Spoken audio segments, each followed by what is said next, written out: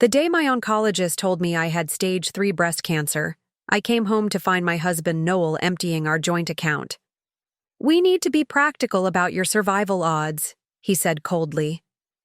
But what he didn't know was that 48 hours later, my grandmother's $2.7 million trust fund would finally become accessible on my 40th birthday, changing everything. I stared at the bank statement in disbelief, the tears blurring the harsh reality of zeros where our life savings had once been. 22 years of marriage dissolved into nothing but a withdrawal slip with my husband's signature. Before we jump back in, tell us where you're tuning in from, and if this story touches you, make sure you're subscribed, because tomorrow I've saved something extra special for you. The chemotherapy appointment card trembled in my hand as I watched Noel load suitcases into his Tesla, the car I'd helped him buy when he got the promotion last year.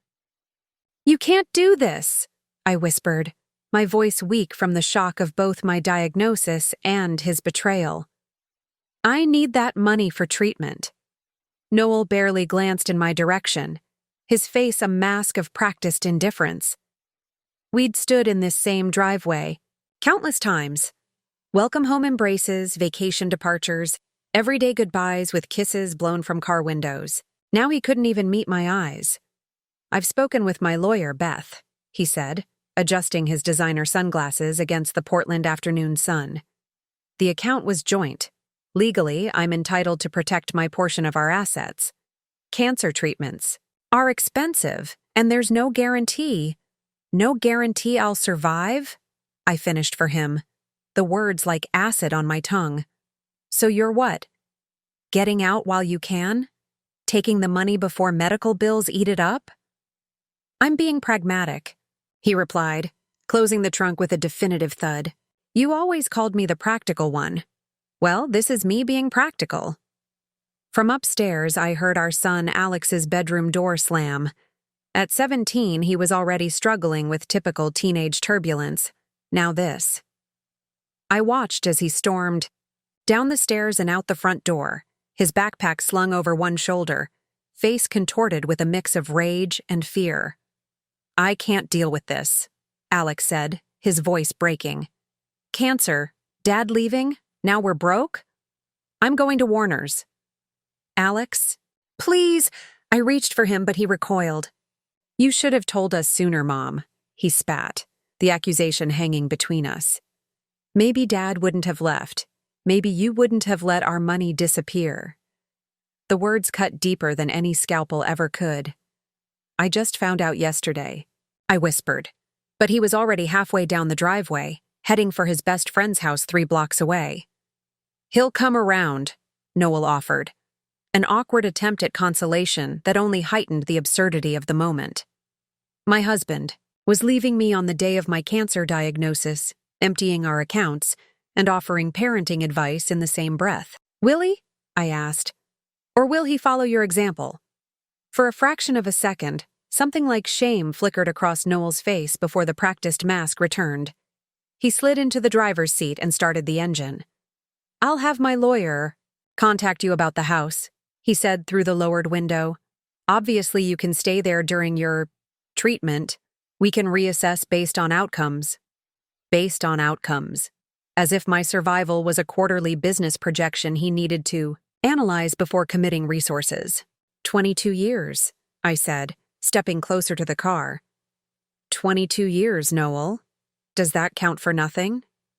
He adjusted his rearview mirror, eyes focused anywhere but on me. People change, Beth. Circumstances change. With that, he pulled away, leaving me standing alone in our driveway. Mrs. Kessler from next door quickly ducked behind her curtains. She'd been watching the entire scene unfold. By nightfall, the whole neighborhood would know that Noel Parker had left his cancer-stricken wife penniless. I walked back into our house. My house now, apparently, at least until Noel's lawyer decided otherwise. The silence was deafening. I moved from room to room in a daze, touching the evidence of our shared life. Wedding photos on the mantel, the leather couch we'd argued over because of the cost, Alex's childhood artwork professionally framed in the hallway. In the kitchen, I found the remnants of breakfast, coffee mug still half full, the lingering scent of the cinnamon rolls I'd baked that morning, before the doctor's call, before I'd told Noel about the diagnosis, before I'd discovered the banking app notification about an abnormally large withdrawal. I sank to the floor, back against the refrigerator covered with family photos and Alex's school schedule. The magnitude of what had happened threatened to crush me from the inside out. In a single day, I had lost my health, my husband, my financial security, and possibly my relationship with my son. The tears came then, hot, angry, terrified tears that racked my body until breathing became difficult. I cried for the cancer invading my cells, for the husband who couldn't face it with me, for the son who didn't understand, and for the uncertain future stretching before me. As darkness fell, I remained on the kitchen floor, watching the sunlight fade through the windows. My phone buzzed repeatedly with messages from the few friends I'd told about the diagnosis, checking in. I couldn't bring myself to answer. How could I possibly explain that Noel had emptied our accounts and left within hours of learning I was sick? When the tears finally subsided, an unexpected clarity washed over me. Noel and Alex didn't know what was coming. They had no idea what would happen in just 48 hours. My grandmother Sienna had always been my rock, the woman who taught me independence when my own mother couldn't. Never depend entirely on a man for your security, she'd told me when I was just 16. Men are wonderful creatures, but they're not always reliable when storms come.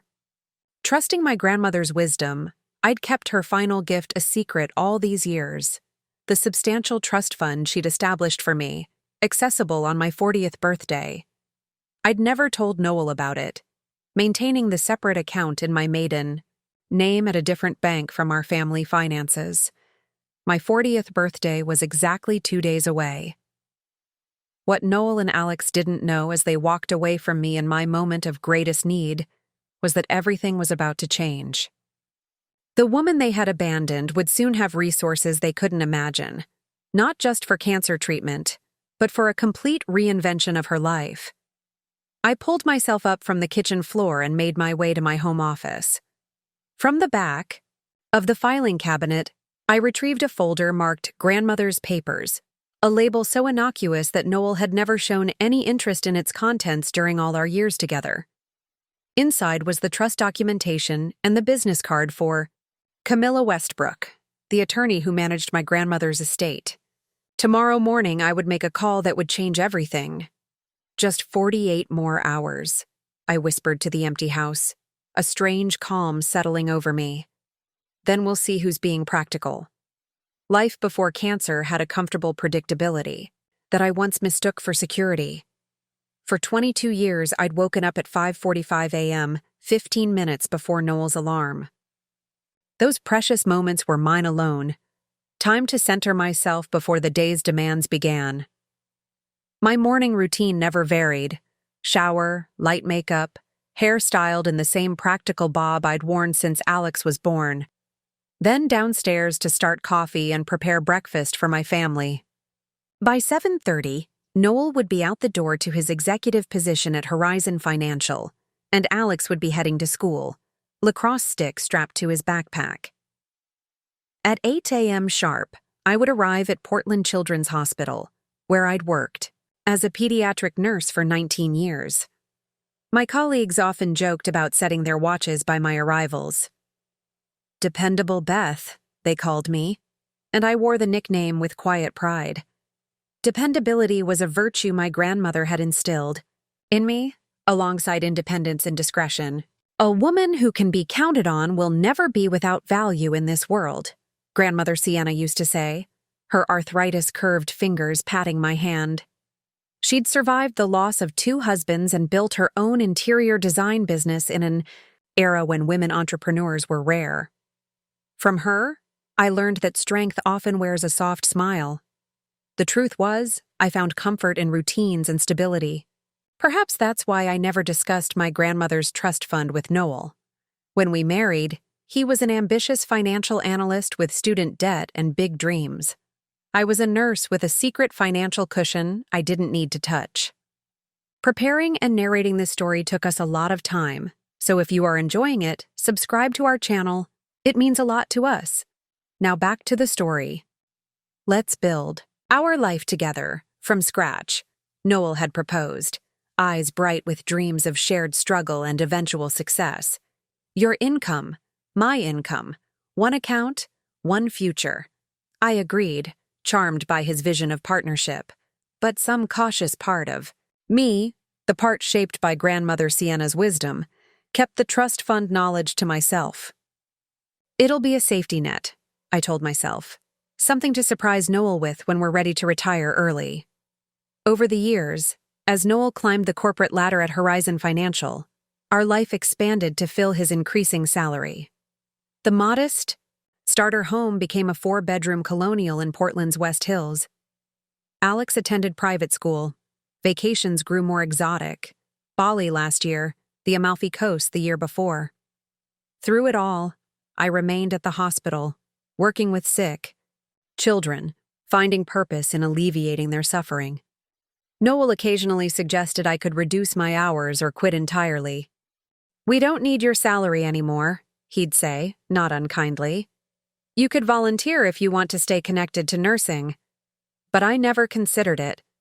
The work grounded me, and secretly, I enjoyed maintaining my own income stream, modest as it was compared to his. Like my grandmother before me, I valued financial independence, even within marriage. Our social circle evolved with Noel's career advancement, charity galas, country club memberships, couples whose conversations revolved around investment portfolios and private school admissions. I played my part, the supportive wife, the capable mother, the gracious hostess. If I sometimes felt like an imposter among these people who measured life in acquisitions, I kept it to myself. Alex grew from our sweet-natured little boy into a teenager navigating the complicated social hierarchies of adolescence. Lately, he'd become more distant, more absorbed in his circle of friends, particularly Warner Coleman, whose parents' wealth outshined even our comfortable lifestyle. "Warner's family is taking their jet to Aspen this weekend," Alex would announce. At dinner, the implication clear in his tone. In response, Noel would make subtle promises about our next vacation or a potential vehicle upgrade when Alex got his license. I noticed the shift in our son, the growing preoccupation with appearances, with having the right brands, the right experiences, the right connections. He was becoming his father's son in ways that both impressed and concerned me. The irony wasn't lost on me. My husband and son, obsessed with financial status, completely unaware of the substantial trust waiting in my future. The fund had grown, significantly since my grandmother's passing 15 years ago, carefully managed by Camilla Westbrook's firm. The quarterly statements, sent to a post office box I maintained separately, showed steady growth year after year. Occasionally, I would remove the latest statement from its envelope while sitting in my car, scan the impressive figure, then lock it away in my office filing cabinet. The secret knowledge gave me an odd sense of security, not because of the money itself, but because it represented independence if I ever needed it. I never imagined if I ever needed it would mean funding. Cancer treatment after my husband abandoned me. 1 month before my diagnosis, I'd visited my gynecologist for my annual exam. "There's a small abnormality we should check," Dr. Williams had said, her face professionally neutral. "Probably nothing, but let's schedule a mammogram to be sure." I'd nodded, made the appointment, and tucked the worry away. After all, there was no history of breast cancer in my family. The likelihood of something serious seemed remote. In the weeks before the mammogram, life continued its predictable rhythm.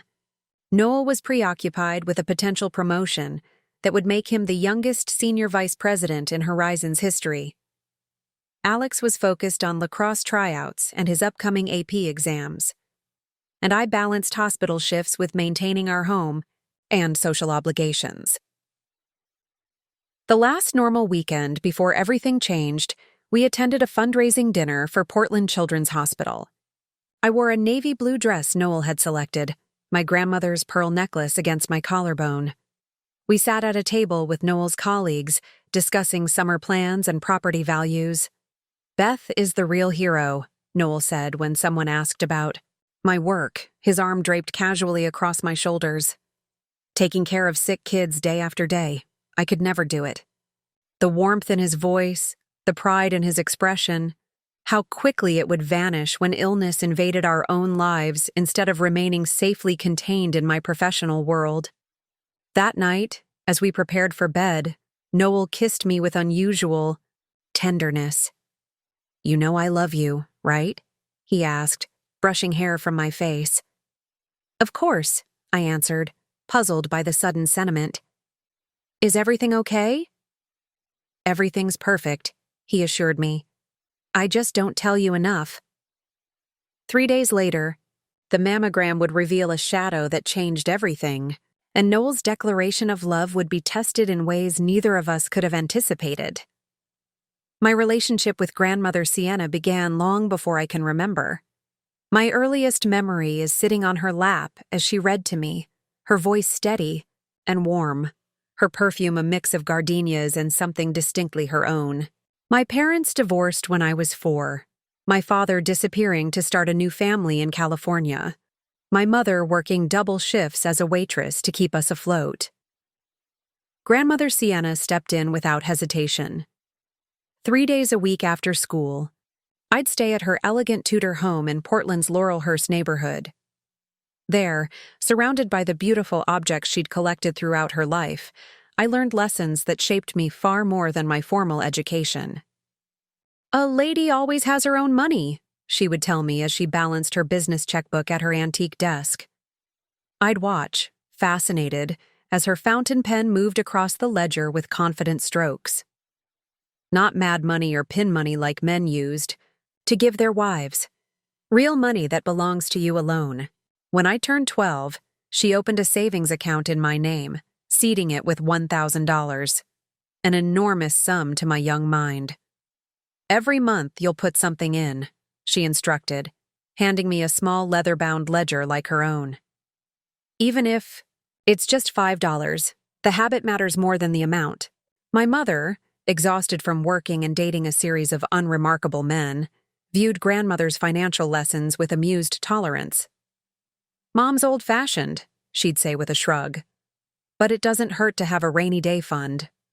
By 16, I'd saved nearly $3,000 from birthday gifts, babysitting jobs, and the after-school position at the pharmacy where I stocked shelves. That year, Grandmother Sienna took me to lunch at the Heathman Hotel, an elegant affair with white tablecloths and multiple forks that made me nervous. "Elizabeth," she said, using my full name as she did for important conversations, "I've made certain arrangements for your future." She explained that she had established a trust fund that would become accessible when I turned 40. "By then, you'll have the wisdom to use it well, but still be young enough to enjoy what it offers." "But why 40?" I asked, puzzled by the arbitrary date. She smiled, the fine lines around her eyes crinkling. "Because at 40, a woman knows her own mind. She's lived enough to understand what truly matters." I didn't fully comprehend it then. How could I at 16? But I nodded seriously and promised to keep this information private. "This is between us," she emphasized. "Not everyone needs to know your business." Throughout college, when I chose nursing over the business degree my grandmother might have preferred, she never criticized my path. "You have a healer's heart," she observed, "and there's honor in that work." She did, however, insist I continue my financial education alongside my nursing studies. We would review investment basics during our Sunday dinners, discussing compound interest over dessert. While other college students were mastering beer pong, I was learning the difference between stocks and bonds from a woman who had navigated the male-dominated business world since the 1950s. When I met Noel during my final year of nursing school, Grandmother Sienna invited him to dinner within a week. Her assessment was measured. Ambitious, perhaps too concerned with appearances, but he seems to genuinely care for you. "I love him," I'd said simply, Love is essential, she agreed, refilling our wine glasses, but insufficient on its own. Nevertheless, she welcomed him into our family when we married the following year. At our wedding, she clasped a strand of pearls around my neck, pearls that had been her mother's, then hers, and now mine. Something old, something of value, she whispered. 3. Years later, when Alex was born, she established a college fund for him immediately. Education opens doors, she told us, though I noticed she placed the account solely in my name as custodian. A subtle message that didn't escape me. The most precious gift came when I was 25, 5 years before she passed away. On a rainy Sunday afternoon, while Noel took toddler Alex to visit his parents, grandmother invited me to her study. "I want to show you something," she said, unlocking a drawer in her desk. She removed a burgundy leather portfolio embossed with her initials, in gold. Inside were documents, trust paperwork, investment statements, property deeds. For the next 3 hours, she meticulously explained every aspect of her estate planning. The trust fund she'd established for me had grown substantially. Currently, valued at just over $800,000, she noted, showing me the statement. By the time you're 40, with proper management, it should exceed $2 million. The figure stunned me. "Grandmother, I can't accept—" She cut me off with a firm wave of her hand. "This isn't about you accepting. It's about me giving what I've built to the person I trust to honor it properly." Her eyes, sharp as ever at 78, held mine. "You don't have to need it for it to be yours, Elizabeth." She introduced me to Camilla Westbrook that day, a razor-sharp attorney 30 years younger than my grandmother, but clearly someone she respected deeply. "Camilla will manage the trust after I'm gone," she explained. "You'll receive quarterly statements, but remember, not accessible until your 40th birthday." After grandmother Sienna passed away quietly in her sleep at 83, Camilla became my only connection to the trust. True to my promise, I never mentioned it to Noel. Our marriage was strong, our finances comfortable, and increasingly abundant as his career flourished. The trust seemed like a distant safety net, appreciated but unnecessary.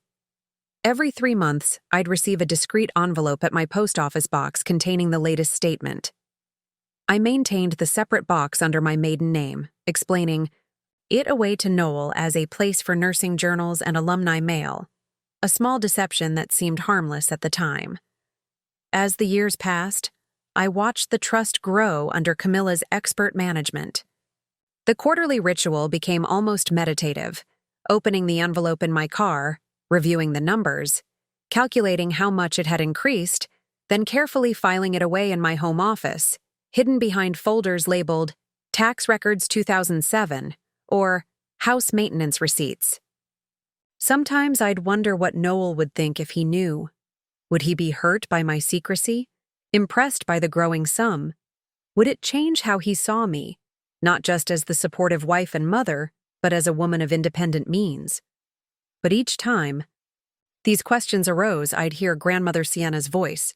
Not everyone needs to know your business. The secret became a private connection to her, a continuation of her legacy, a silent acknowledgement of her foresight. 1 month before my diagnosis, the final statement arrived. 2,787,450.16. In just 3 weeks, on my 40th birthday, it would all become accessible. I sat in my car in the post office parking lot, staring at the number. What perfect timing, I thought, imagining surprising Noel with the news. Perhaps we could take early retirement in 5 years, travel more, establish a scholarship at Alex's future college. How quickly plans change. How swiftly security transforms into necessity. How unexpectedly a safety net becomes a lifeline. "Do we really need to go to the Richardsons' dinner party tonight?" I asked Noel one Saturday evening, 3 weeks before my diagnosis. I stood in our walk-in closet, surveying a row of cocktail dresses I'd worn to similar events over the years. Noel appeared in the doorway, already dressed in tailored charcoal slacks and a crisp blue shirt that brought out his eyes. At 45, he remained as handsome as when we'd met, though his dark hair was now artfully threaded with silver at the temples. He had the lean physique of someone who made time for the gym despite a demanding schedule, something he'd grown more dedicated to in recent years. "Beth, we discussed this," he said, his tone balanced between patience and exasperation. "Richard's wife sits on the hospital foundation board. Connections matter." This was the rhythm of our marriage, Noel charting our social course, me following, his lead. It hadn't always been this way. In our early years, we'd spent weekends hiking the Columbia River Gorge or hosting casual dinner parties with fellow nurses and Noel's business school friends. Somewhere along the way, our social life had transformed into a carefully calculated networking strategy. "You're right," I conceded, selecting a black dress I knew he approved of. "I'm just tired. The pediatric oncology ward was short-staffed again this week." Noel's expression softened. He crossed the room and kissed my forehead. "You work too hard. I've told you, you don't have to keep the hospital job anymore." "I know, but I love what I do." He smiled indulgently. "That's what I love about you, always taking care of everyone." The moment captured our dynamic perfectly. Noel, the ambitious provider, me, the nurturing supporter. We played our roles with such practiced ease that neither of us questioned the arrangement. When had this division of labor become so pronounced? When had his career become our primary focus? My work reduced to a charitable hobby in his eyes. Downstairs, the front door slammed, announcing Alex's return from lacrosse practice. Noel checked his watch, a Rolex I'd given him for our 20th anniversary, saved for from my nursing salary over 2 years. "He needs to hurry if he's coming with us," Noel remarked. "He's not," I replied, slipping into the dress. "He's going to Warner's to study for their AP history exam." Noel frowned slightly. "He spends a lot of time at the Colemans lately." "Warner's his best friend."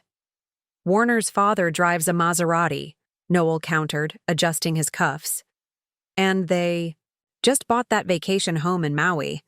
I wonder if that's the real attraction." The observation stung because it contained a kernel of truth. Alex had become increasingly status-conscious, measuring his life against his wealthier friends. I wondered sometimes if he'd absorbed this value system from Noel, who tracked his colleagues' promotions and possessions with similar attention. "Alex," Noel called downstairs, "come say hello before you leave." Our son appeared in the doorway moments later, tall and lanky at 17, still in his practice clothes, hair damp with sweat. He had my dark eyes and Noel's strong jaw, a blend of us both physically, though lately his personality seemed to mirror his father's ambition more than my caution. "You guys look fancy," he commented, leaning against the doorframe with teenage nonchalance. "Richardson dinner," Noel replied. "You sure you don't want to join? Dr. Richardson's daughter will be there. She's at Brown now, pre-med. Good connection for your college applications." Alex rolled his eyes. "Dad, I'm not using a dinner party to network with some random girl."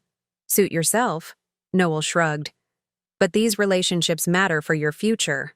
The Colemans understand that. Warner's father didn't get where he is by studying all weekend." I caught the flash of insecurity that crossed Alex's face before he masked it with indifference. My heart ached at the subtle pressure Noel applied, always pushing for connections, advantages, stepping stones to success. "There's leftover lasagna in the fridge," I told Alex, changing the subject. "And I put $20 on the counter for pizza if you and Warner get hungry later."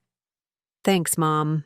His smile was genuine, a glimpse of the sweet boy still present beneath the adolescent facade. After Alex left to shower, Noel helped zip my dress, his fingers lingering on my back. "Have you lost weight?"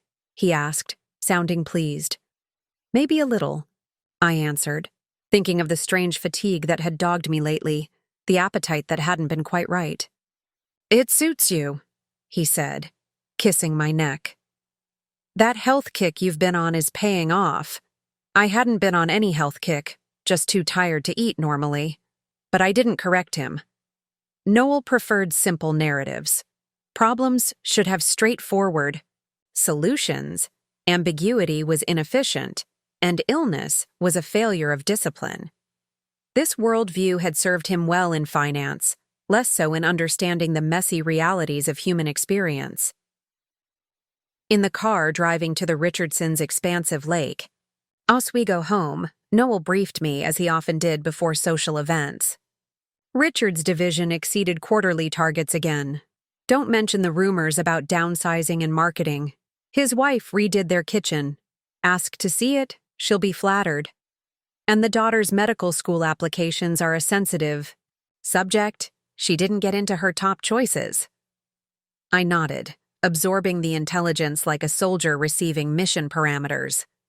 These social gatherings had rules and objectives: strengthen alliances, gather information, position ourselves advantageously. Noel excelled at this game, and I'd become a competent player myself over the years. "How do I look?" he asked as we approached the Richardsons' circular driveway, already filling with luxury vehicles. "Handsome as always," I assured him, smoothing his lapel. "We make a good team," he said, squeezing my hand before we exited the car. And we did, or so I thought. The successful executive and his capable, supportive wife. At the dinner party, I performed my role flawlessly, asking about kitchen renovations, steering clear of sensitive topics, laughing at the right moments. Noel worked the room with practiced charm, his hand occasionally finding the small of my back in a gesture both possessive and proud. On the surface, we projected perfect partnership. No one seeing us that evening would imagine that in less than a month, he would empty our accounts and drive away from me at my most vulnerable moment. But perhaps the signs were there, had I been willing to see them. The way Noel measured relationships by their utility, the subtle ranking system he applied to everyone in his orbit, the careful calculation behind his generosity. Even his love for me, was it contingent on what I provided? The steady support, the well-maintained home, the social grace that complemented his ambition. I'd never tested the boundaries of his commitment because I'd never needed to. Our marriage had progressed along its predictable track, free from major disruptions. Cancer would change that equation dramatically, and his response would reveal what had perhaps been true all along. That for Noel, relationships were investments, and investments required acceptable returns. On the drive home from the Richardsons, Noel was buoyant from a conversation with a potential client. "This could be huge, Beth," he said, reaching for my hand across the console. "If I land the Westland account, that VP position is practically guaranteed." "That's wonderful," I replied, genuinely happy for him. "We should celebrate. Maybe that trip to Barcelona we've been talking about?" I smiled, thinking of my upcoming birthday, the trust fund that would soon be accessible. Perhaps I would surprise him with the news then, suggest we extend the Barcelona trip, maybe add Paris or Rome. "I'd love that," I said, squeezing his hand. 3 weeks later, Barcelona would be the furthest thing from either of our minds. And the trust fund I'd kept secret for so long would serve a purpose my grandmother had perhaps foreseen, but I had never imagined. The morning of my diagnosis began ordinarily enough. I woke before Noel, showered, and dressed for work in my standard hospital scrubs. The mammogram and subsequent biopsy had been uncomfortable, but not alarming. Even Dr. Williams had maintained her professional optimism, assuring me we were just being thorough. I left a note for Noel reminding him about Alex's parent-teacher conference that evening. In the kitchen, I prepared Alex's favorite banana chocolate chip muffins, a small gesture to compensate for missing breakfast with him. At 17, he rarely emerged from his room before I left for my early shift anyway. But I liked maintaining these routines. It anchored us, created continuity. The hospital was busier than usual that Tuesday. A multi-car accident had the emergency, department overflowing, and several of our pediatric patients required extra attention. I was checking a 6-year-old's IV when my phone vibrated in my pocket. Dr. Williams' office. "Can you talk?" the nurse asked when I answered, stepping into the hallway. "Just for a minute," I replied, heart suddenly racing. They never called unless, "Dr. Williams would like you to come in today to discuss your results. She has an opening at 1:30. The clinical neutrality in her voice told me everything I needed to know. "I'll be there," I said, surprising myself with how steady I sounded. I finished my shift in a fog, operating on autopilot while my mind cycled through possibilities, statistics, worst-case scenarios. I didn't call Noel. Some irrational part of me thought that postponing the conversation might postpone the reality. Dr. Williams' office was a study in calming neutrality. Soft blue walls, abstract watercolors, comfortable chairs. I'd been there just for routine annual exams, always leaving with the reassuring, "Everything looks great," that healthy women take for granted. "Stage 3, invasive ductal carcinoma," she said after the preliminaries. "The good news is we caught it before it spread beyond the auxiliary lymph nodes." Good news? I almost laughed at the phrase. What followed was a blur of percentages, treatment options, specialist referrals. My mind latched onto random fragments. Aggressive treatment approach, and generally good prognosis with proper intervention, and significant financial consideration. "Do you have someone who can drive you home?" Dr. Williams asked gently. I shook my head. "I drove myself. I'll be fine." "Beth," she said, using my first name in a departure from her usual formality. "I strongly recommend you not be alone right now. Should we call your husband?" "No," I said too quickly. "He's in meetings all day. Important client." The lie came easily. "But I'll call him as soon as I leave." In my car, I sat frozen, key in the ignition, unable to turn it. The world outside continued its normal pace. People walking dogs, checking phones, carrying coffee cups, oblivious to the fact that my life had just divided into before and after. I finally called Noel at 2:45. "Can you come home early?" I asked when he answered, not bothering with hello. "I'm heading into the Westland presentation in 15 minutes, he replied, slight annoyance in his tone. "Everything okay?" "I need to talk to you. It's important." A pause. "The presentation should wrap by 4:30. I can be home by 5:15. "Please don't be late," I said, voice finally betraying me with a slight quaver. "Beth? What's going on?" "Just come home. Please." I drove aimlessly for an hour, eventually finding myself at the Rose Garden in Washington Park, where Noel had proposed 23 years earlier. We'd been so young, so certain that love would conquer any obstacle. I sat on our bench. We still called it our bench when we occasionally walked here on summer evenings, and tried to formulate the words I would use to tell my husband I had cancer. By 4:45, I was home, sitting at our kitchen island with information packets from Dr. Williams spread before me. Treatment options, success rates, support groups, financial assistance programs that Dr. Williams had tactfully included, despite knowing our insurance was excellent. Noel arrived at 5:20, briefcase in hand, still in work mode. "What's so urgent?" he asked, loosening his tie. Then he saw my face. "Beth? What happened?" "I have cancer," I said, the words strange and hollow in my mouth. "Breast cancer. Stage 3. He stared at me, his expression cycling rapidly through shock, disbelief, and something else I couldn't quite identify. Fear? Calculation? He set his briefcase down with deliberate care. "Are you sure?" he asked finally. I gestured to the materials on the counter. "Pretty sure, yes." He picked up one of the pamphlets, a glossy trifold about chemotherapy options. When did you find out? Today. This afternoon. Noel took the seat across from me, his movements stiff, mechanical. What's the prognosis? So practical, so Noel. Not, how are you feeling? Or, I'm so sorry. But an immediate assessment of outcomes, probabilities, facts. Good, if we act quickly. Surgery, then chemo, possibly radiation. Dr. Williams is connecting me with an oncologist at Oregon Health Sciences University. Noel nodded, eyes fixed on the pamphlets rather than my face. And the timeline? Months.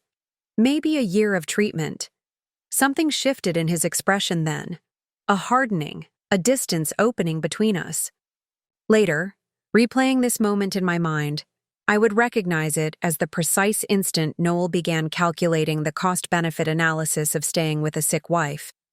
But in that moment, all I wanted was his arms around me, his strength to lean on. "Noel," I whispered, "I'm scared." He looked up then, finally meeting my eyes. "We'll figure this out," he said, reaching for my hand across the island. "We always do." I believed him. That was the last time I would. For exactly 9 days after my diagnosis, Noel was the husband I needed him to be. That first evening, after the initial shock wore off, he took charge in a way that both comforted and surprised me. He made dinner, while I called my supervisor at the hospital to request medical leave. He sat beside me on the couch as we told Alex, his arm steady around my shoulders when our son's face crumpled in fear. "Your mom is going to beat this," Noel assured Alex with such conviction that even I believed him. "We're going to make sure she has the best doctors, the best treatment, whatever she needs." That night in bed, Noel held me as I finally broke down, sobbing against his chest until his t-shirt was soaked with tears. "I've got you," he whispered into my hair. "We'll get through this together." The next morning, he called his office and took the day off, something I'd seen him do only twice before, when Alex had appendicitis at age 10 and when his father had a minor heart attack 3 years ago. "The Westland presentation?" I asked, when I found him making calls at the kitchen table instead of dressing for work. "Richardson can handle it," he replied dismissively. "This is more important." He spent that day researching oncologists, making calls to get appointments expedited, and reviewing our insurance policy. By evening, he'd created a spreadsheet of treatment options with corresponding doctors, hospitals, and success rates. It was so perfectly Noel, addressing a crisis through organization, information, and action plans. "Dr. Miranda Fitzgerald has the highest success rates for your type of cancer," he explained, showing me his research. "She's at OHSU and accepts our insurance. I've scheduled a consultation for Friday." I was simultaneously touched by his proactive approach and overwhelmed by the rapid shift into cancer patient status. "Thank you," I managed, genuinely grateful despite the surreal quality of it all. When Amber from next door dropped by with a casserole, Noel answered the door and graciously accepted her help, though he typically dismissed her as that nosy divorcee with too many cats. He contacted Alex's school counselor to ensure our son would have support resources available. He even called my mother in Arizona, navigating that complicated relationship with unexpected diplomacy.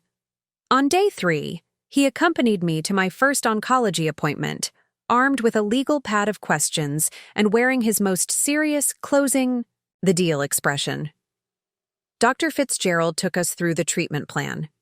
Surgery in 2 weeks to remove the tumors and affected lymph nodes, followed by chemotherapy, then radiation if necessary. "This won't be easy," she said candidly, "but Beth's overall health is excellent, which gives us a significant advantage." In the parking lot afterward, I broke down again. "I can't believe this is happening," I sobbed, the weight of it suddenly unbearable. Noel pulled me into an embrace, right there between the parked cars. "You're going to get through this," he said firmly. "You're the strongest person I know." For those 9 days, Noel was attentive, organized and supportive. He brought me tea when I was tired from pre-surgical tests. He fielded concerned calls from friends and family. He listened to Dr. Fitzgerald's explanations with sharp focus, asking insightful questions about treatment efficacy and recovery timelines. Alex, after his initial fear, rallied as well. He declined a weekend trip to the coast with Warner's family, choosing instead to stay home and watch movies with me. He researched nutrition for cancer patients online and attempted to make a vegetable smoothie that was so terrible we all ended up laughing until tears streamed down our faces. "It's the thought that counts," I told him, touched by his effort, if not his culinary skills. "Next time I'll just buy ice cream," he replied, dumping the green concoction down the drain. For a brief, beautiful moment, we were united as a family facing adversity together. The fear remained, of course, humming beneath every conversation, but it was countered by this unexpected solidarity. I allowed myself to believe that perhaps crisis would strengthen us, reveal the deep bonds that everyday life sometimes obscured. On the 8th day, I caught Noel at his desk late at night, brow furrowed as he studied our financial statements. "Coming to bed?" I asked from the doorway. He startled slightly. "Just reviewing some numbers, the out-of-pocket maximums, deductibles, making sure we're prepared." I nodded, warmed by his thoroughness. "Thank you for handling all of this." He smiled, but it didn't reach his eyes. "Of course. That's my job." Something in his tone gave me pause, but I dismissed the uneasiness. We were all processing this new reality in our own ways. Noel's method had always been to tackle problems through planning and organization. On the 9th day, I noticed him taking a call in the backyard, speaking in hushed tones. When he came inside, I asked casually who it was. "Work," he said, not meeting my eyes. "Just checking in on the Westland account." Later that evening, he suggested we review our accounts to make sure everything is positioned optimally for the months ahead. Again, I was touched by his foresight. "Let me help you with that," I offered. "It might be good for me to understand exactly where we stand." "You focus on getting rest before the surgery," he countered. "I've got this part handled." I should have insisted. I should have recognized the subtle shift in his demeanor, the way he began checking his phone more frequently, the late-night financial reviews, the hushed calls. But I was focused on preparing myself mentally for surgery, managing my growing fatigue, and reassuring Alex that everything would be all right. 9 days of support, 9 days of united front, 9 days of believing that Noel would be my rock through this ordeal. On the 10th day after my diagnosis, everything changed. On the 10th day after my diagnosis, I woke to an empty bed and the sound of Noel's voice, downstairs, too low to make out the words but with an unmistakable tension in his tone. Wrapping myself in a robe, I made my way to the top of the stairs, where his words became clear. "I understand the policy limitations," he was saying, "but this is exactly why we've maintained platinum coverage for 2 decades. Yes, I see that. Figure? No, that's unacceptable." I descended the stairs slowly, my body still adjusting to the new medications Dr. Fitzgerald had prescribed to prepare for surgery. In the kitchen, Noel paced with his phone pressed to his ear, free hand raking through his hair, a gesture I knew signaled extreme stress. "Everything okay?" I asked when he finally ended the call. He turned, composing his expression too quickly.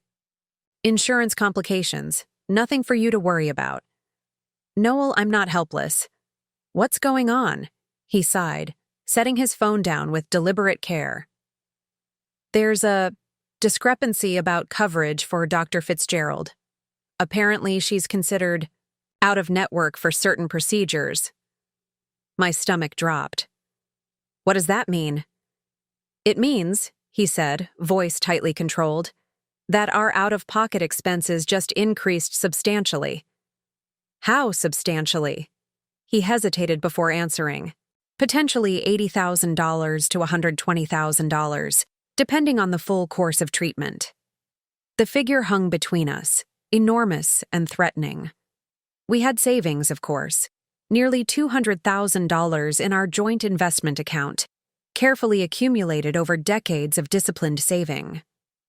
But that was our safety net, our early retirement fund, the resource that gave us security and options. "We have the money," I said carefully. "That's not the point," Noel replied, a new edge in his voice. "That account is for our future, for emergencies." "This is an emergency," I pointed out, the obvious nature of this fact making my voice sharper than intended. He didn't respond immediately, and in that silence, something shifted between us. Subtle, but unmistakable, like the first hairline crack in a foundation. "We'll figure it out," he finally said, but the conviction of 9 days ago had vanished. He reached for his briefcase. "I need to get to the office. Richardson botched the Westland presentation. We're in damage control mode." And just like that, he was gone, leaving me alone with the knowledge that my illness had just been mentally reclassified from family crisis we'll face together to financial threat to our future. That evening, Noel returned late, smelling of scotch and wearing the tight expression that signaled a difficult day. Alex was at Warner's studying, so I'd eaten alone, my appetite further diminished by the morning's conversation. "Did you eat?" I asked as Noel loosened his tie. "At the office," he replied shortly. "The Westland account is hanging by a thread. Richardson completely misrepresented our fee structure. In previous years, I would have asked questions, offered support, helped him work through the professional challenge. But the specter of my diagnosis and that morning's insurance revelation hung between us. "I spoke with Dr. Fitzgerald's office," I said instead. "They have a payment plan option." Noel's jaw tightened. "We're not financing your treatment like a car purchase. I'm just exploring options." "The option is we use our savings," he conceded, though his tone suggested this was a painful capitulation rather than an obvious solution. "But we need to be strategic. This could drag on for months, years even." The word hit me like a physical blow. Years. Of course, recovery could be a long process, but hearing him frame it as a protracted financial drain rather than a health journey twisted something inside me. "I'll try not to be a burden for too long," I said, unable to keep the hurt from my voice. Noel's expression softened, momentary shame flickering across his features. "That's not what I meant. We need to be practical." Practical. The word that had once represented one of Noel's strengths now took on a colder meaning. Over the next week, these subtle shifts continued. Noel still attended my pre-surgical appointments, still reviewed treatment options, still performed the visible duties of a supportive husband. But the warmth had leached away, replaced by a kind of mechanical efficiency. He began bringing work home each night, sequestering himself in his office until late. When Alex asked about accompanying me to appointments, Noel suggested he focus on school instead. "Your college applications are too important to neglect," he told our son. "Mom understands. Don't you, Beth?" What could I say? That I needed them, both more than I'd ever needed anyone. That beneath my calm exterior, terror clawed at me daily. That sometimes, lying awake at night, I imagined the cancer cells multiplying while we waited for surgery. Instead, I nodded. "Of course. Your education comes first, Alex." 2 weeks after my diagnosis, 4 days before my scheduled surgery, Noel called a family financial meeting, something we hadn't done since planning for Alex's college expenses the previous year. At the dining room table, Noel presented spreadsheets detailing our assets, projected treatment costs, and household budget adjustments. The clinical approach to my illness made me feel oddly detached, as if we were discussing a theoretical scenario rather than my life. "We'll need to make significant cuts," Noel explained, highlighting several budget categories. "The country club membership, obviously, possibly one of the cars. and we should consider refinancing the mortgage while rates are still favorable. Dad, is that really necessary? Alex asked, glancing at me with concern. It's not like we're broke. Being proactive prevents financial catastrophe, Noel replied, using his mentoring tone. This is an important lesson, son. Sentiment can't drive financial decisions in a crisis. Sentiment. As if my cancer treatment was an emotional indulgence rather than a necessity. Later that night, I found Alex researching part-time jobs on his laptop. I thought I could help with some expenses, he explained when I asked. Maybe cover my own gas and stuff at least. My heart broke at his earnest offer. Oh, honey, that's not necessary. We're going to be fine financially.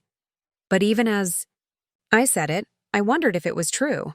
Not because we lacked resources, but because Noel's reaction to their deployment had revealed something I'd never seen in 22 years of marriage. A calculation of my worth against my cost.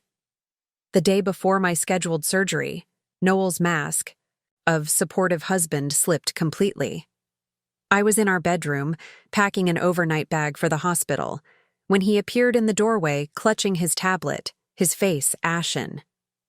Did you know that the 5-year survival rate for stage 3 breast cancer is only 70%? He asked without preamble. I froze, a folded nightgown in my hands. Of course I knew. Dr. Fitzgerald had walked us through all the statistics during our consultations, but hearing Noel say it aloud, with that particular inflection, sent ice through my veins. Yes, I answered carefully. But Dr. Fitzgerald said my particular case has several favorable factors. Noel sank onto the edge of our bed, still staring at whatever article he'd been reading. 70%, he repeated. And that's with aggressive treatment. Noel, please don't do this right now. And even survivors often experience recurrence within 10 years, he continued as if I hadn't spoken. Did you know that? And the treatment itself carries risks.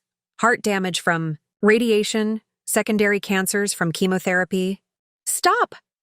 I rarely raised my voice, but the word exploded from me. Just stop.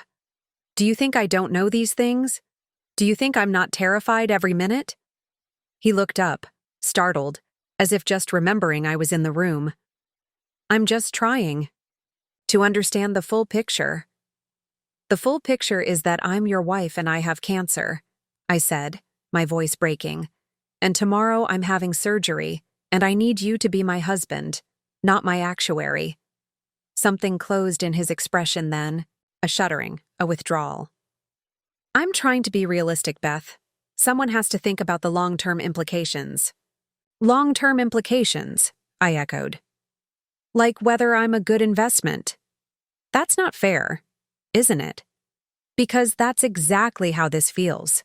Like you're calculating whether I'm worth the financial risk, worth the emotional investment if I might, not make it to that magical 5-year mark.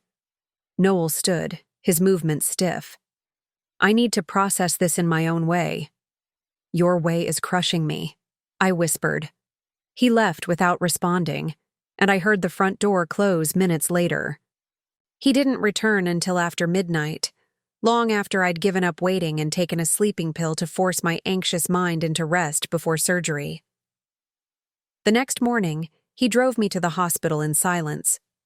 In the parking garage, he finally spoke. I'll be there when you wake up. It wasn't the reassurance I needed, not I love you or I'm with you through this. But it was something. I clung to it as the nurses prepped me for surgery, as the anesthesiologist explained the procedure, as consciousness slipped away under the bright operating room lights. True to his word, Noel was there when I woke in the recovery room, though. He was typing on his laptop rather than watching for my return to consciousness. When he noticed my open eyes, he set the computer aside and moved closer. Surgery went well, he reported. Dr. Fitzgerald said they got clean margins. Even in my groggy state, I noticed how he delivered the information. Clinical, detached, as if reporting on a business meeting rather than my chance at survival. Alex? I managed, my throat raw from the intubation. He's in the waiting room with Warner. Warner's mother drove them over. I nodded, grateful that our son had support, even if it wasn't from Noel.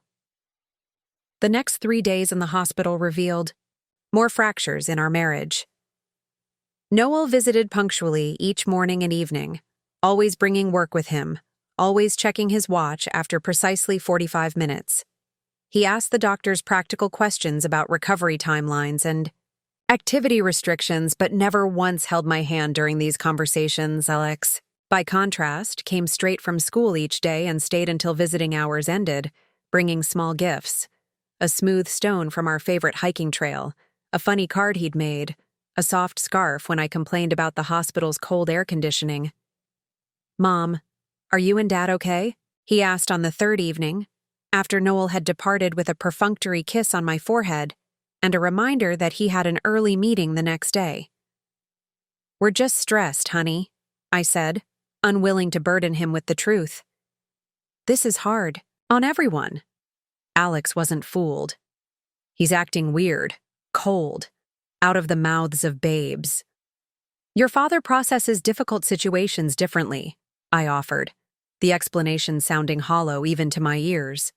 The day I was discharged, Noel arranged for a home health aide instead of taking time off work himself.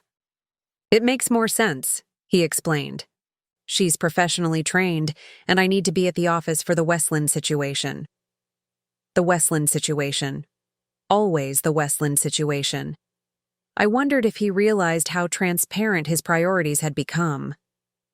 At home, recovery was painful and slow. The surgery had been extensive, removing not just the tumors but also multiple lymph nodes. Simple tasks became monumental challenges. The home health aide, Sienna, whose name gave me a pang, reminding me of my grandmother, came daily from 8 a.m. to 4 p.m. Noel arranged his schedule to return home by 5, giving him an hour before her departure. An hour he usually spent in his office with the door closed, wrapping up work matters. 1 week after my return home, I overheard him on the phone while Sienna helped me with a shower. "It's a complicated situation," he was saying, voice low. "Obviously, I'm doing what's expected right now, but we need to be realistic about the future. No, I understand the timing is delicate. Yes, I've reviewed those options." When I emerged from the bathroom, leaning heavily on Sienna's arm, Noel ended the call abruptly. "Who was that?" I asked. "Work," he replied automatically. "Legal department." I didn't believe him, but lacked the energy to press the issue. The physical pain of recovery, combined with the looming chemotherapy that would begin once I'd healed sufficiently, consumed most of my resources. That night, I woke at 2 a.m. to find Noel's side of the bed empty. Wrapping myself in a robe, I made my slow, painful way downstairs. The light in his office was on, door slightly ajar. I approached quietly, not intentionally eavesdropping, but moving carefully to manage my discomfort. Through the crack in the door, I could see Noel at his computer, reviewing what appeared to be our investment account statements. As I watched, he opened another window. A rental listing for a luxury apartment in the Pearl District downtown. Something cold and final settled in my chest. This wasn't just emotional withdrawal. This was planning. Planning for a future that didn't include me.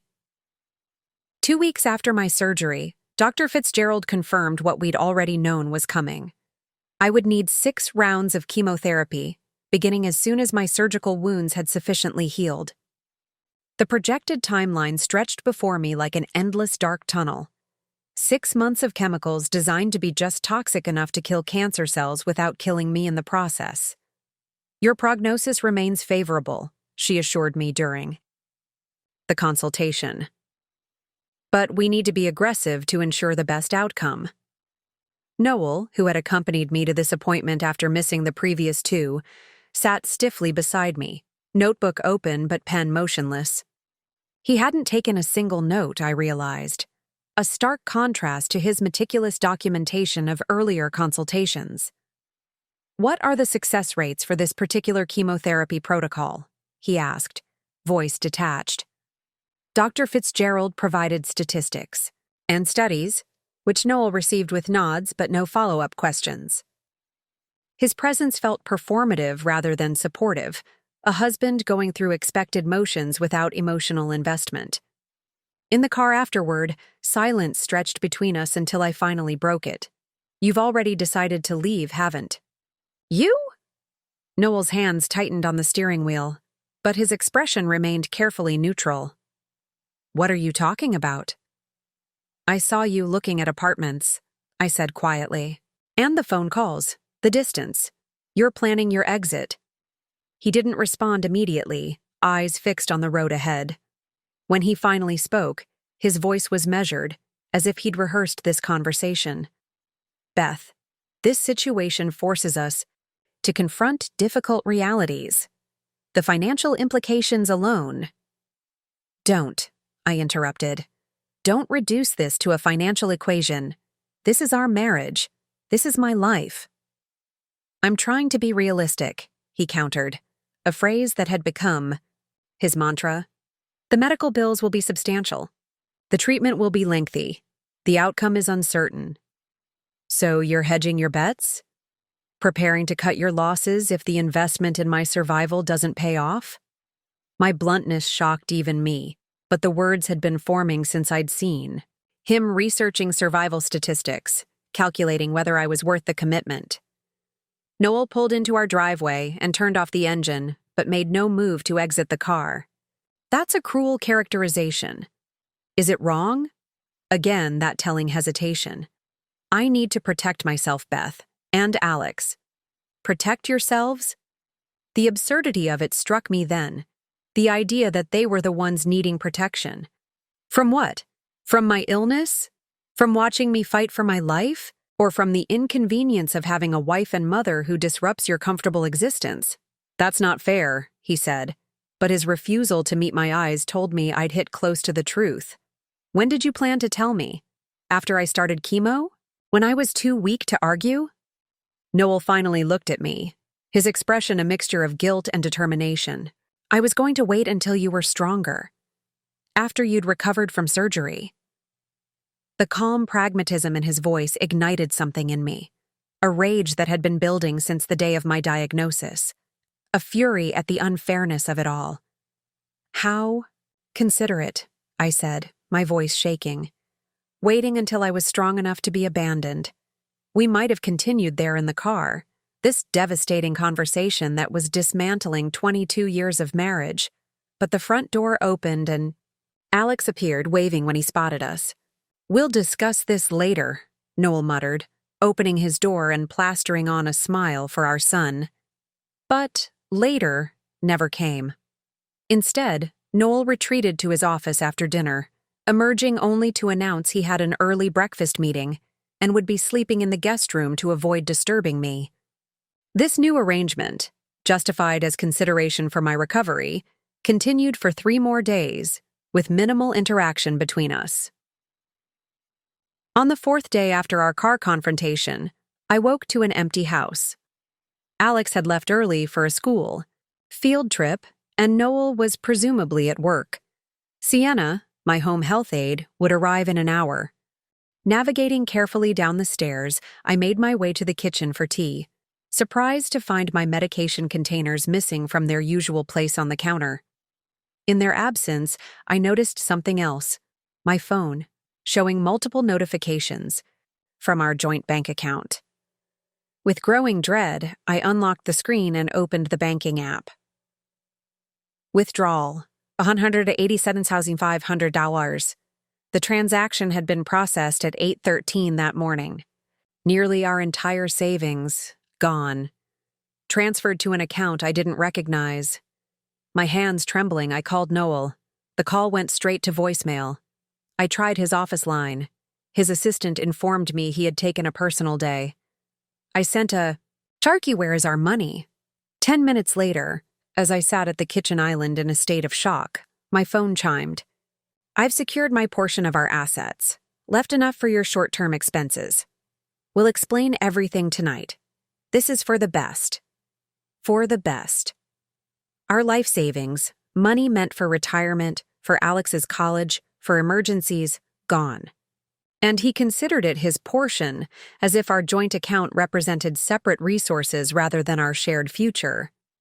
Sienna arrived to find me still at the island, staring at my phone. "Ms. Parker, are you all right?" I couldn't answer. How could I explain that while fighting cancer, I was now also facing financial abandonment?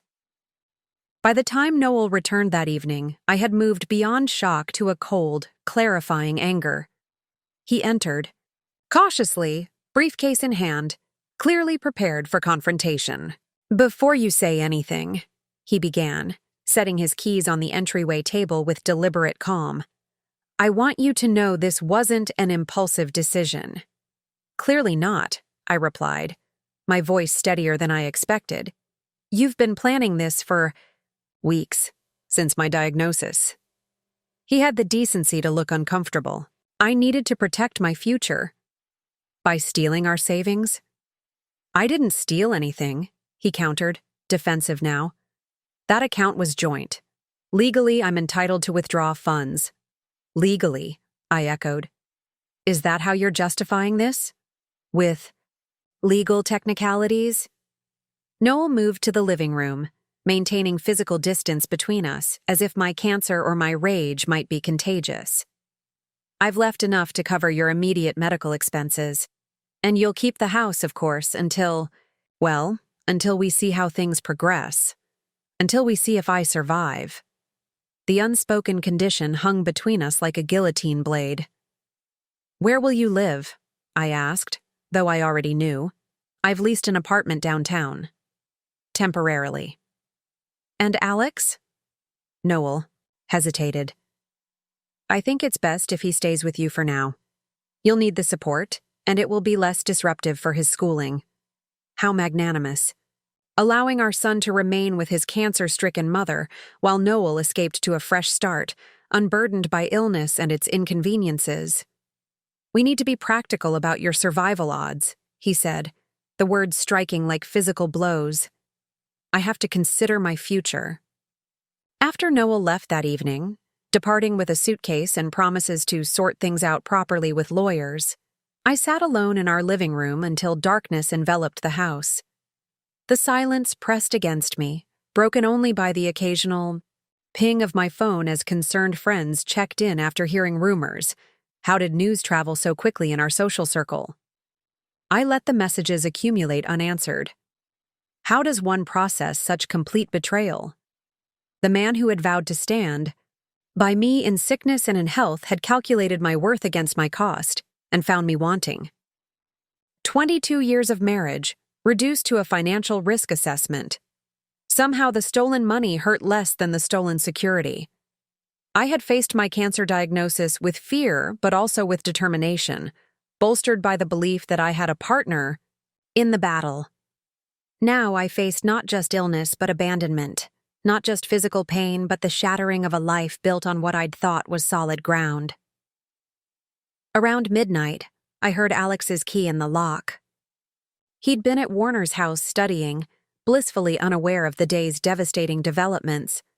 How would I tell my son that his father had left us, emptying our accounts on his way out the door?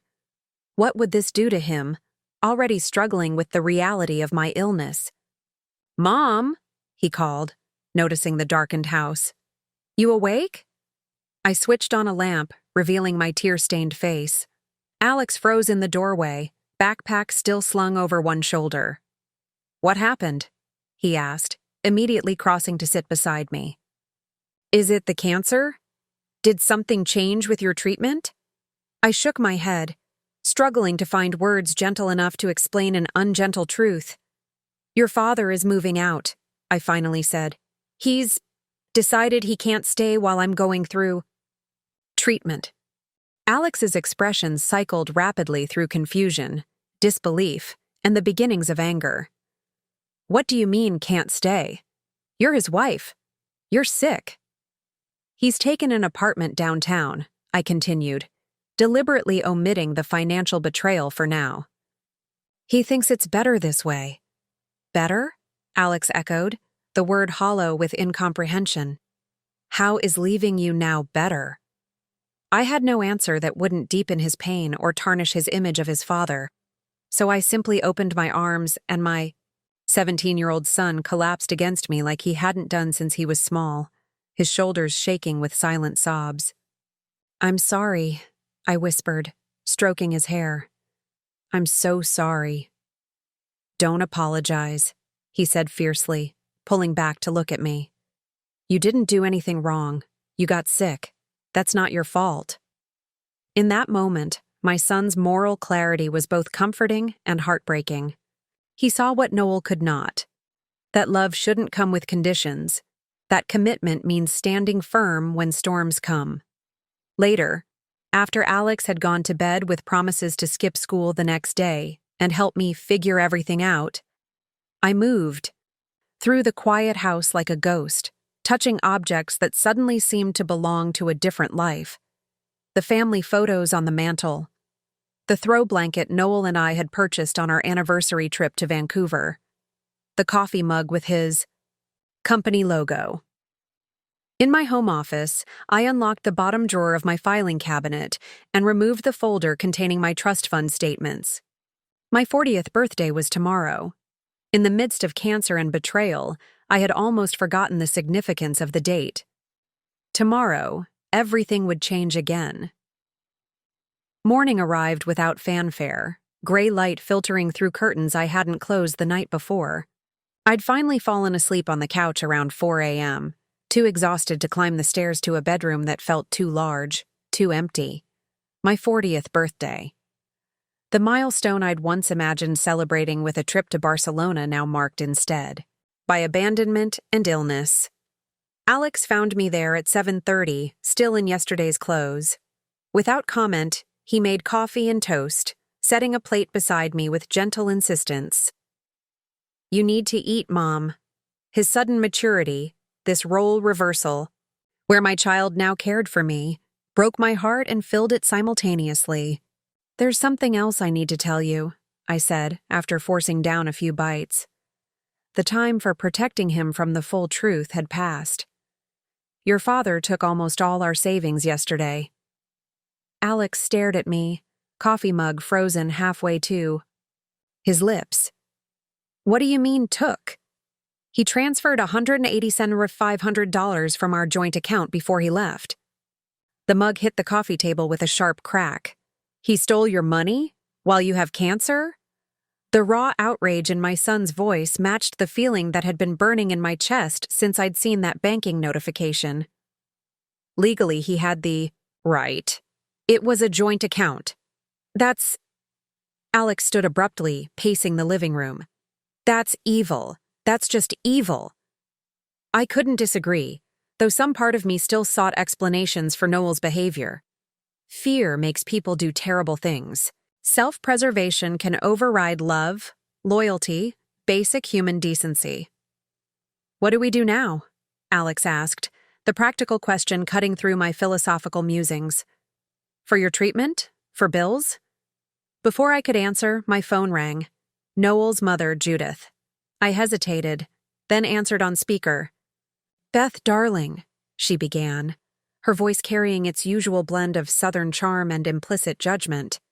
"Noel just told us what's happening. We're so sorry about this situation." "Which situation, Judith?" I asked, suddenly too tired for pretense. "My cancer or your son emptying our accounts and leaving me?" A pause. "Now, Beth, I know you're upset. But you have to understand, Noel's under terrible stress. His father and I think perhaps a separation might be healthy while you focus on your recovery. A little space for everyone to adjust." Alex made a strangled sound of disbelief. "Is that Alex?" Judith asked. "Hello, dear. I hope you're being strong. For your mother." "Stronger than Dad, apparently," he shot back. Another pause. "Well, emotions are running high right now. That's understandable. Beth, we've always considered you family, and that doesn't change with temporary arrangements. If you need anything—" What I needed, I interrupted, surprising myself with my directness, was for my husband to honor his vows. But since that's not happening, What I need now is to focus on my health and my son. Goodbye, Judith. I ended the call, hands shaking. In 22 years of knowing her, I'd never spoken to my mother-in-law that way. The old Beth would have accommodated, made excuses, smoothed things over. The new Beth, the one forged in the twin fires of cancer and betrayal, had neither the energy nor the inclination for such emotional labor. "Mom," Alex said after a moment, "that was awesome." A small laugh escaped me, the first in what felt like years. Not really, but it felt necessary. My phone pinged with a text message from Noel. "Mother just called, very upset. We need to discuss how we're handling family communications during this transition." The audacity stole my breath. He had abandoned his cancer-stricken wife, stolen their savings, and now wanted to coordinate messaging? I set the phone aside without responding. "What's the plan?" Alex asked again, his young face serious with a determination that mirrored my own growing resolve. "First," I said, "I need to make a call to an attorney named Camilla Westbrook." Camilla Westbrook's law office occupied the 15th floor of a gleaming downtown building with views of the Willamette River. Despite my fatigue and the pain still radiating from my surgical sites, I'd insisted on meeting her in person. Some conversations demanded more than a phone call. "Happy birthday, Elizabeth," she said as I entered her office, rising from behind an imposing desk of polished walnut. At 60-something, Camilla remained as formidable as I remembered from our infrequent meetings over the years. Steel gray hair cut in a precise bob, impeccable charcoal suit, and the alert, evaluative gaze of someone accustomed to seeing through pretense. "Not exactly the celebration I had imagined," I replied, easing carefully into the leather chair she indicated. "So I gather. Your call suggested some urgency." I'd given her only the briefest outline on the phone. Cancer diagnosis, husband's departure, financial concerns. Now, sitting in her office with the city spread below us, I provided the full, unvarnished account of the past month's devastation. Camilla listened without interruption, her expression betraying only occasional flickers of what might have been anger on my behalf. When I finished, she nodded once decisively. "Your grandmother would have been furious," she said simply. Something about this straightforward assessment broke through the careful composure I'd maintained on the drive downtown. Tears welled unexpectedly. "She would have told me I should have seen this coming," I admitted. "She always said I was too trusting with Noel." "Sienna Parker was many things, but she wasn't cruel," Camilla corrected gently. "What she would have said is that she prepared for exactly this possibility. That's why she structured your trust the way she did." She opened a leather portfolio on her desk, removing several documents. "As of today, your 40th birthday, the Sienna Parker Trust converts to your full ownership and control. The current value is $2,136,582.43 after yesterday's market adjustments." The figure hung in the air between us, simultaneously abstract and intensely concrete. More money than I'd earned in my entire nursing career.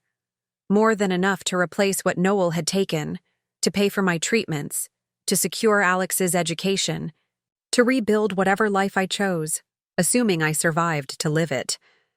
"And Noel has no claim to any of it?" I asked, though I already knew the answer. "None whatsoever," Camilla confirmed. "The trust was established in your maiden name. It's separate property, created before your marriage, never commingled with marital assets. Even in a divorce proceeding, it would remain entirely yours." A weight I hadn't fully acknowledged began to lift. In the midst of physical vulnerability and emotional devastation, I was not, after all, financially ruined. "What do you recommend I do next?" I asked. Camilla leaned forward slightly. "What do you want to do, Elizabeth?" The question caught me off guard. What did I want? For so long, my wants had been subordinated to others' needs. Noel's career ambitions, Alex's educational requirements, the hospital's staffing demands. Even my cancer treatment felt like something happening to Me rather than a path I was actively choosing. I want to get well, I said finally, the words emerging with surprising force. I want to use the best doctors, the best treatments, whatever gives me the strongest chance of beating this thing. And I want Noel to know that his abandonment didn't destroy me, that I'm going to be fine without him. As I spoke, something crystallized within me, a clarity I hadn't felt since before the diagnosis. My grandmother's final gift wasn't just financial security. It was the freedom to prioritize my own survival without compromise or dependence on someone who had proven himself unworthy of trust. Then let's make that happen, Camilla said, her efficient tone matching my newfound resolve. She outlined immediate steps, establishing new accounts, securing medical coverage, documenting Noel's withdrawal for potential legal action. As she spoke, I felt a strange calm settling over me. The cancer remained, its threat undiminished. The betrayal was still raw, its pain acute. But for the first time since hearing those life-altering words, Stage 3 invasive ductal carcinoma, I felt a sense of agency returning. Sienna always said you had her spirit, Camilla remarked as our meeting concluded. I think perhaps she was right. Driving home, the city bathed in afternoon sunlight, I ran my hand along the smooth leather of my grandmother's journal, which I'd carried in my purse every day since her passing. Thank you, I whispered to her memory, for seeing what I couldn't see, for preparing me for storms I never imagined would come. $2.7 million? Alex repeated, his voice rising incredulously. And Dad never knew about it? We sat at our kitchen island, the paperwork from Camilla's office spread between us. I'd decided complete transparency with my son was the only way forward. No more protective half-truths, no more shielding him from adult realities. Your great-grandmother established it before you were born, I explained. It was always intended to become mine when I turned 40. Alex shook his head, processing this revelation. So, all this time, while Dad was freaking out about money, for your treatment, you were sitting on a fortune? Not sitting on it, waiting for it. Today is my 40th birthday. I couldn't access it until now. Why didn't you tell him? Alex asked, the obvious question I considered carefully before answering. Initially, it was because your grandmother Sienna suggested keeping it separate. Then, as years passed, it became, a safety net I never thought I'd need. To use, something that was just mine. And thank God you kept it secret, Alex said fiercely. Otherwise, he probably would have figured out how to take that too. His anger on my behalf was both touching and concerning. However warranted his feelings about his father's betrayal, Noel was still his father. Alex, I said gently, what your father did was wrong, inexcusable. But people make terrible mistakes when they're scared. Is that what you think this was? A mistake? His disbelief was palpable. Mom, he calculated exactly how much he could take without it looking like he completely cleaned you out. That's not fear. That's premeditation. The harsh assessment wasn't wrong, but I still felt compelled to find some explanation beyond simple cruelty. Your father has always seen the world through a lens of financial security. When my illness threatened that security, he abandoned his sick wife, Alex interrupted flatly. There's no explanation that makes that okay. We sat in silence for a moment, the weight of this new reality settling between us. Finally, Alex's expression shifted from anger to something like wonder. So what happens now? I mean, you're rich. The word felt strange applied to me, a pediatric nurse who had always lived comfortably but never extravagantly. I have resources, I corrected, which means we have options. I outlined the plan I'd developed with Camilla, establishing a new healthcare trust to cover all medical expenses regardless of insurance limitations, securing Alex's college fund in a separate protected account, and maintaining our current home without financial strain. But what about Dad? Aren't you going to, sue him or something for taking your money? Camilla is documenting everything, I explained. But right now, my focus is on getting well, not fighting legal battles. Alex nodded, then asked hesitantly, "Does he know yet? About the trust fund?" "No. And I'm not sure when or how I'll tell him." Part of me wanted to call Noel immediately, to inform him that his financial betrayal had been rendered meaningless by my grandmother's foresight. There would be satisfaction in that revelation, in watching him realize that I wasn't the desperate, dependent victim he had calculated I would be. But another part of me, perhaps the part most influenced by Grandmother Sienna's quiet strength, recognized that wielding this information as a weapon would diminish its power. The trust wasn't just money. It was independence, security, freedom from the very conditional relationship I discovered I had with Noel. "Actually," I said, making the decision in that moment, "I think I won't tell him directly at all. I'll just proceed with my plans and he can draw his own conclusions." Alex smiled, a glint of appreciation in his eyes. "That's kind of badass, Mom." Later that evening, after Alex had gone to Warner's house for a previously scheduled study session, I sat in my grandmother's chair, a wingback I'd inherited along with her financial wisdom, and opened her journal. Inside the cover, in her elegant handwriting, was the quote she'd often repeated to me: "A woman's greatest wealth is her own capacity to sustain herself." For my 40th birthday, I gave myself the gift of taking those words to heart. I began making calls, first to Dr. Fitzgerald's office to confirm my treatment plan without insurance restrictions, then to a highly recommended oncology nutritionist Camilla had suggested, then to Amber next door to accept her standing offer of driving me to appointments. With each call, with each decisive action, I felt myself reclaiming territory that cancer and betrayal had invaded. Not just financial security, but something more fundamental: belief in my own resilience. The trust fund was a tool, a means to an end.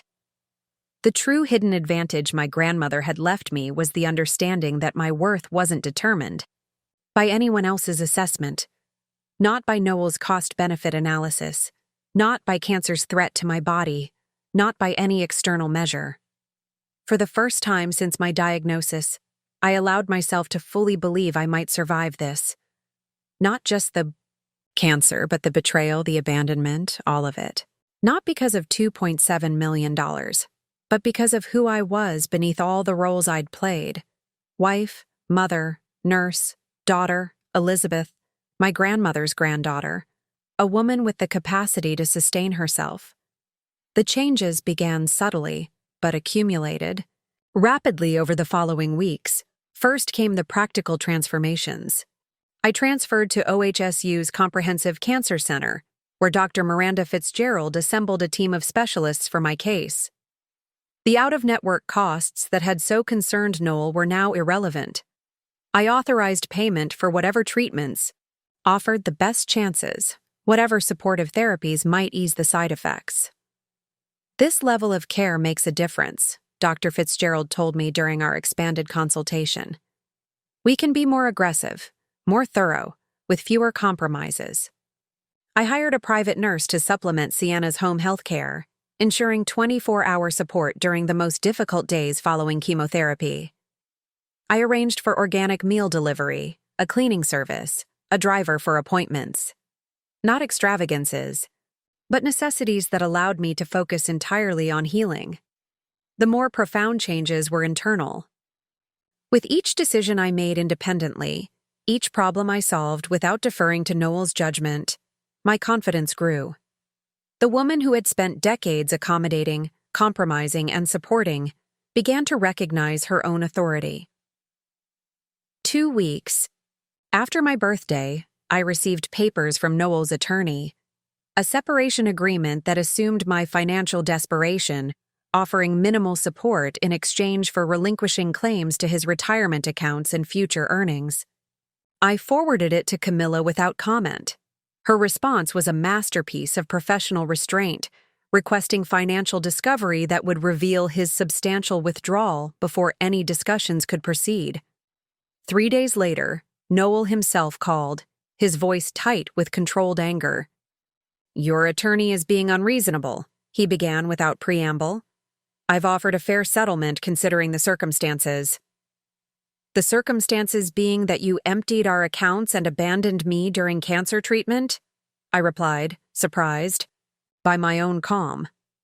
"I left you adequate funds for immediate expenses," he countered defensively, "and I'm willing to contribute to your basic medical costs. But my attorney advises against any open-ended financial commitments given the uncertain prognosis. In the past, such clinical cruelty would have devastated me. Now, it merely confirmed what I already knew about the man I'd married. My prognosis is actually quite promising," I said. "But I appreciate your concern. Camilla will handle all further communications." I ended the call before he could respond. A small but significant assertion of control.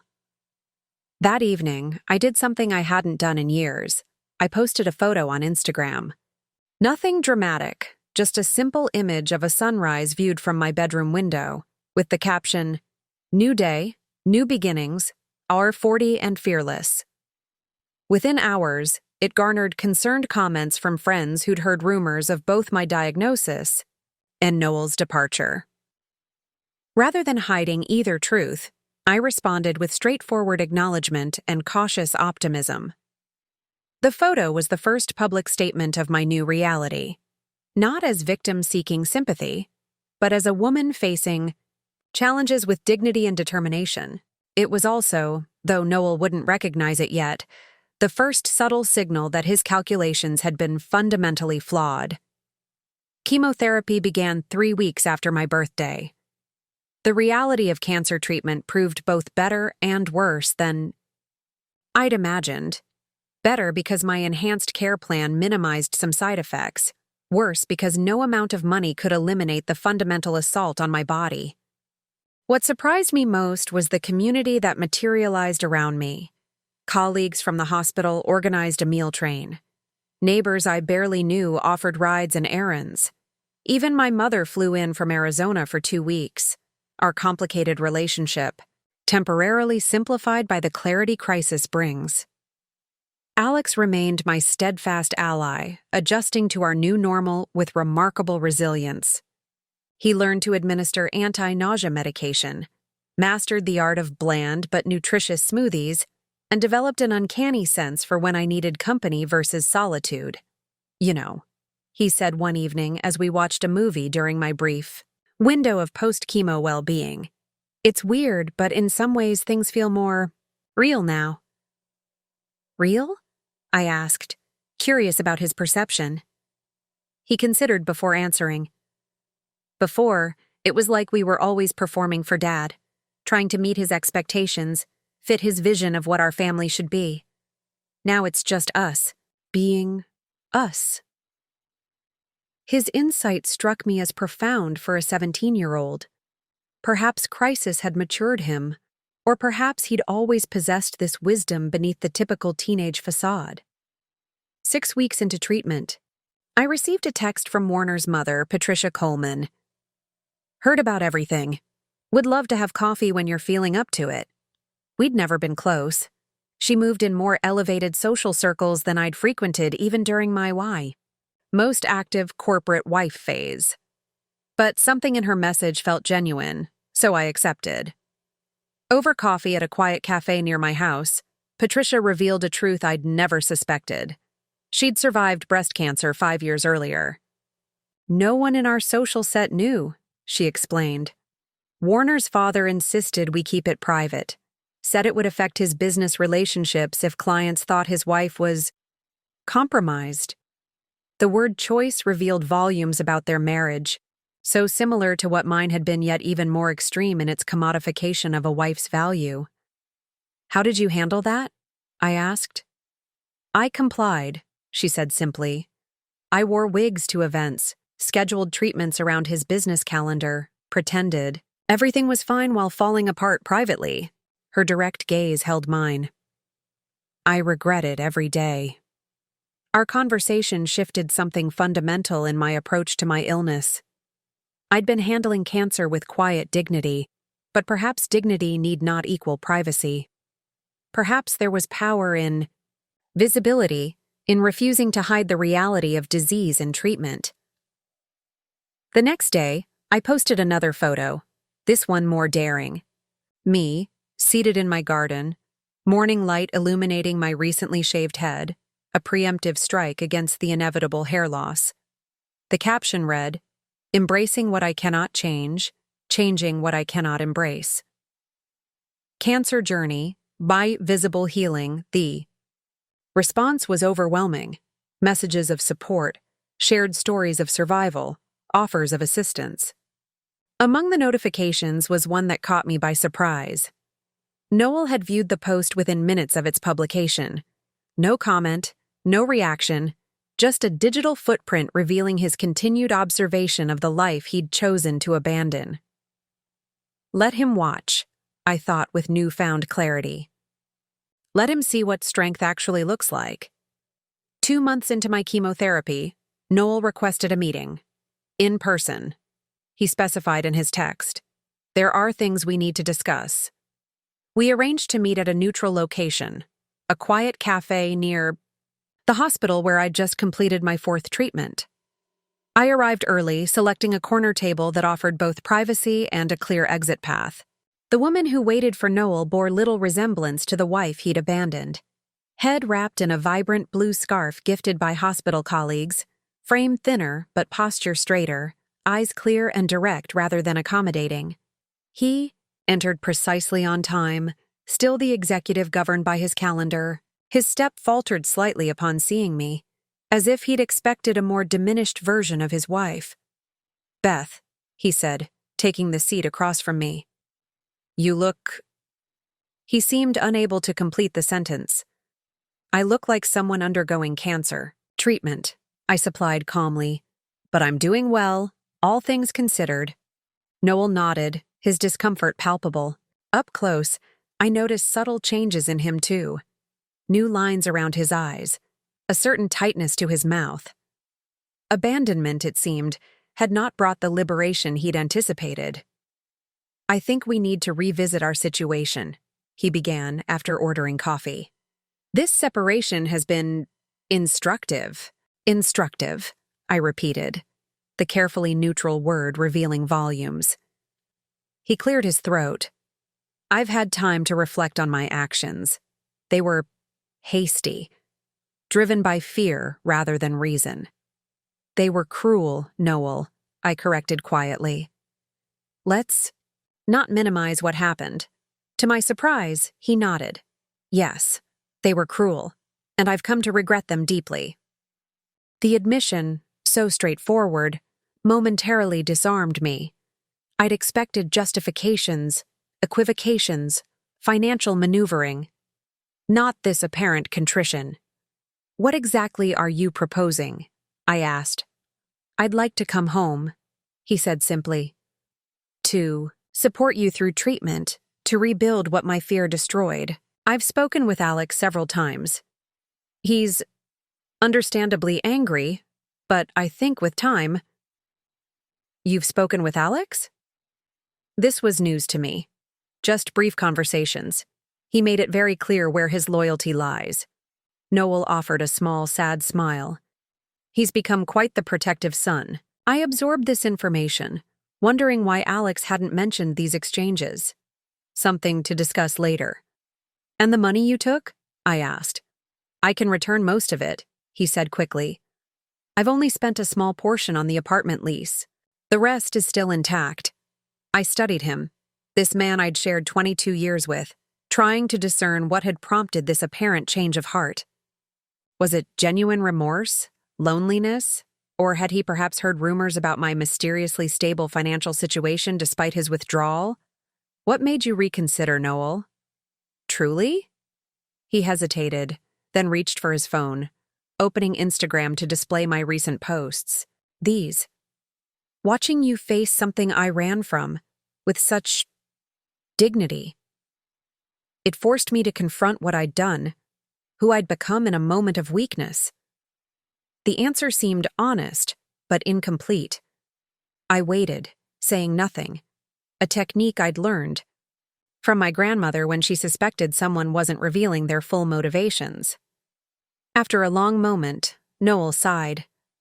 And if I'm being completely honest, I've been hearing things about private nurses, specialized treatments not covered by insurance, things that didn't align with the financial situation I thought I'd left you in. There it was. Curiosity about my unexpected resources had played its part in his return. I don't understand how you're managing it all, he admitted. But it made me realize I'd made a terrible miscalculation about what matters, about what strength looks like, about you.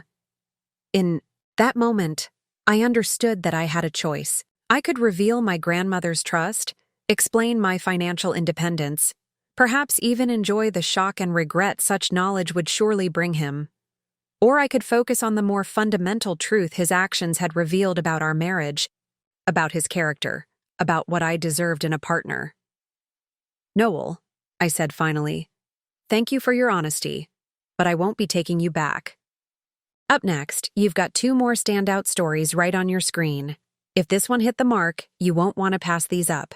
Just click and check them out. And don't forget to subscribe and turn on the notification bell so you don't miss any upload from us.